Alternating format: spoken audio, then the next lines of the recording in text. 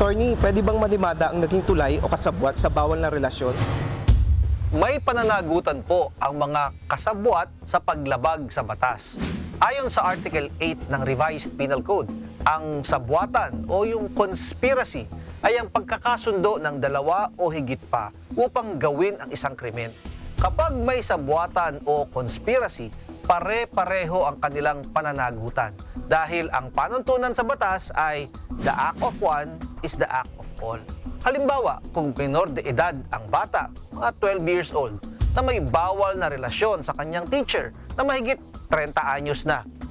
Yung naging tulay o naging kasabwat upang magkaroon ng sexual act at naging biktima ang minor de edad ay pareho ang pananagutan sa mismong nakarelasyon ng bata. Kung naging tulay lamang pero hindi naman kasabwat, ang tawag dito ay accomplice o accessory.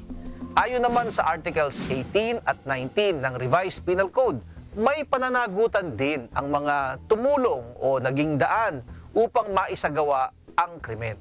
Ang kanilang pananagutan ay depende sa kanilang partisipasyon.